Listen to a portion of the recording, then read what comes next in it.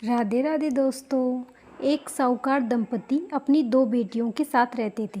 दोनों बहनें पूर्णिमा का व्रत करती थीं। बड़ी बहन अत्यंत ही पवित्र व धार्मिक थी तथा पूर्ण श्रद्धा सहित शरद पूर्णिमा व्रत करती थी। वह संध्या काल में भगवान चंद्रमा को अर्घ्य अर्पण करने के पश्चात ही अपना व्रत संपन्न करती थी तथा कभी भी संपूर्ण व्रत किए बिना मध्य में अपना व्रत नहीं तोड़ती थी।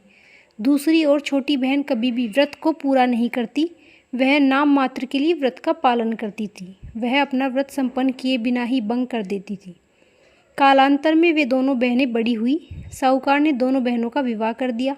विवाह के बाद बड़ी बहन ने स्वस्थ शिशुओं को जन्म दिया, परंतु छोटी बहन के कोई संतान नहीं थी। उसके सभी शिशु जन्म लेते ही मृत्यु को प्राप्त हो जाते थे। छोटी बहन अत्यंत उदास थी तथा अपने दुखों का समाधान खोजने के लिए वह एक संत के पास गई।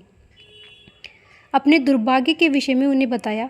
संत ने उसके दुखों व दुर्भाग्य का कारण समझा तथा उसे बताया कि वह बिना किसी रुचि व भक्ति के पूर्णिमा का व्रत कर रही थी, जिसके कारण ही उसके जीवन में दुर्भाग्य का आगमन हुआ। संत ने उसे सलाह दी कि यदि वह पूर्ण श्रद्धा व समर्पण सहित व्रत का पालन करेगी तो भगवान चंद्रमा की कृपा से उसका अशुभ समय समाप्त हो जाएगा। छोटी बहन को अपनी गलती का एहसास हो गया।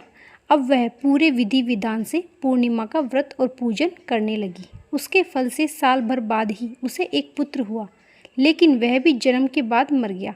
छोटी बहन को यह ज्ञात था कि उसकी बड़ी बहन को भगवान चंद्रमा का आशीर्वाद प्राप्त है तथा उसकी बहन उसके शिशु को पुनः जीवित कर सकती है।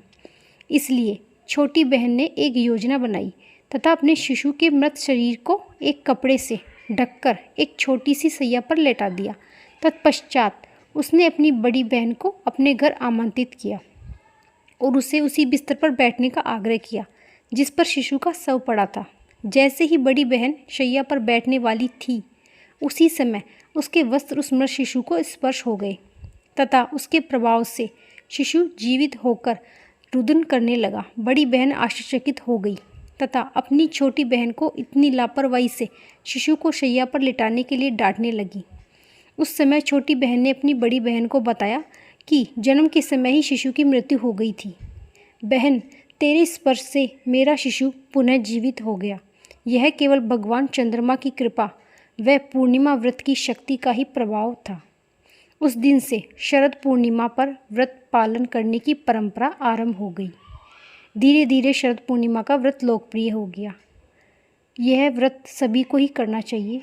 राधे राधे। बोलो कार्तिकेय भगवान की जय।